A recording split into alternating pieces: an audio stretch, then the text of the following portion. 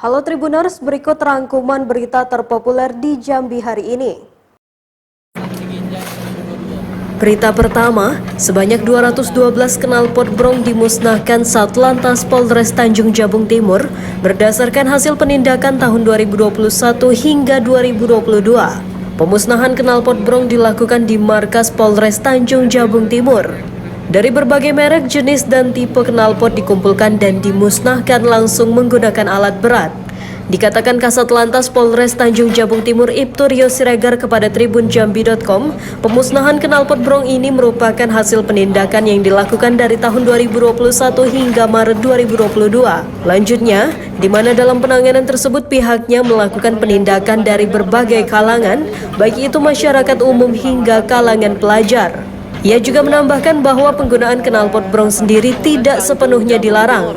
Diperbolehkan dengan catatan sesuai aturan dan penggunaannya, semisal untuk kegiatan racing. Kedepan kegiatan seperti ini akan tetap dilakukan, terutama ke sekolah-sekolah dan kawasan yang disinyalir banyak ditemukan pelanggaran.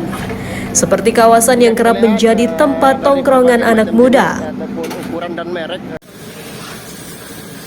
Berita kedua, rumah dinas Wakil Gubernur Jambi Abdullah Sani terbakar pada Senin 14 Maret 2022 dini hari. Beruntung dalam kejadian itu tidak ada korban jiwa. Abdullah Sani yang berada di bangunan utama rumah dinas bergegas keluar rumah saat kebakaran itu terjadi. Hingga saat ini belum diketahui pasti penyebab kebakaran rumah dinas Wakil Gubernur Jambi yang berada di kawasan di Jalan Ledjen Suprapto Telanai-Pura itu. Direktur Kriminal Umum Polda Jambi Kombes Pol Kaswandi Irwan mengatakan pihaknya sedang menyelidiki penyebab pasti kebakaran tersebut. Kepala Dinas Pemadam Kebakaran Kota Jambi Feryadi mengatakan saat insiden kebakaran terjadi Wakil Gubernur Jambi Abdullah Sani sedang berada di rumah dinas. Feryadi mengatakan bangunan terbakar adalah rumah staf yang tepat bersebelahan dengan bangunan utama rumah dinas yang ditempati Wakil Gubernur Jambi. Dalam insiden ini 3 personel pemadam kebakaran Kota Jambi mengalami kecelakaan saat operasi pemadaman. Feryadi mengatakan saat ini 2 dari 3 personel yang mengalami kecelakaan di perempatan BI Telanai-Pura sudah diperbolehkan kembali ke rumah. Sementara itu 1 personel lainnya masih menjalani perawatan di rumah sakit. Halo, selamat pagi. Berita ketiga, mayat bayi yang ditemukan di Sungai Merangin, Desa Simpang Limbur, Kecamatan Pemenang Barat, Kabupaten Merangin, sengaja dibuang orang tuanya dari jembatan Batang Masumai. Sungguh tega pasangan kekasih di Kabupaten Merangin itu membuang bayi ke Sungai Batang Masumai karena takut diketahui orang tua. Penemuan mayat bayi yang dimasukkan ke dalam tas itu menghebohkan warga Desa Simpang Limbur yang menjadi lokasi penemuannya. Ternyata bayi laki-laki yang belum diberi nama itu sengaja dibuang oleh ayahnya yang bernama R, warga Desa Kungkai, Kecamatan Bangko, Kabupaten Merangin. Kekejaman itu dilakukan untuk menghilangkan jejak kebejatannya bersama kekasih I, warga Desa Muara Jernih, Kecamatan Tabir Ulu, Kabupaten Merangin. Selain itu, pelaku mengaku takut menanggung malu telah melakukan hubungan suami istri namun belum menikah. Dari penuturan pelaku, bayi tersebut dilahirkan pada Kamis 10 Maret 2022 lalu oleh ibunya yang berinisial I. Setelah ditemukan oleh warga di Desa Simpang Limbur saat ambil tajur, tim Opsnal Satreskrim Polres Merangin langsung melakukan penyelidikan. Dari informasi demi informasi yang dihimpun, pasangan kekasih itu pun berhasil diamankan tim Satreskrim Polres Merangin pada Senin 14 Maret 2022 kemarin. Pelaku diamankan dari kediaman masing-masing. Saat ditanyai, pelaku yang mengakui perbuatan keji itu menjalankan aksinya saat sang bayi sedang tertidur pulas. Alasannya ia bersama pasangannya ketakutan aksi bejat mereka diketahui oleh kedua orang tua mereka. Kapolres Merangin AKBP Dewa Ngakan Nyoman Arinata yang membenarkan penangkapan itu mengungkapkan bahwa sepasang kekasih tersebut sudah mengakui perbuatannya.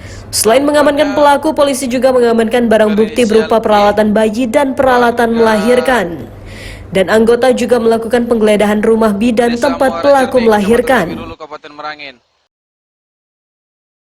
Berita keempat, Ditreskrimum Polda Jambi akhirnya resmi menyita puluhan aset kolam PT Darsaharia Darussalam yang berada di kawasan Sungai Gelam, Muaro Jambi. Ditreskrimum Polda Jambi Kombes Pol Kaswandi Irwan mengatakan, proses penyitaan ini dilakukan penyidik pada minggu lalu. Kaswandi menambahkan bahwa dalam minggu ini pihaknya akan melakukan gelar perkara penetapan tersangka dalam kasus ini. Diketahui sebelumnya dugaan kasus investasi lele PT Darsaharia Darussalam Farm Indonesia terus bergulir di jajaran Direktorat Reserse Kriminal Umum Polda Jambi. Terbaru tim penyidik masih menunggu izin dari pengadilan untuk melakukan penyitaan sejumlah aset PT DHD yang ada di Kabupaten Muaro Jambi. Setelah penyitaan itu, Kaswandi mengatakan pihaknya akan menetapkan status tersangka dalam kasus ini. Diketahui sebelumnya Ditreskrimum Polda Jambi saat ini terus melakukan pendalaman dugaan kasus penipuan investasi budidaya ikan lele yang dilakukan oleh PT DHD Farm Mitra Indotama di Provinsi Jambi.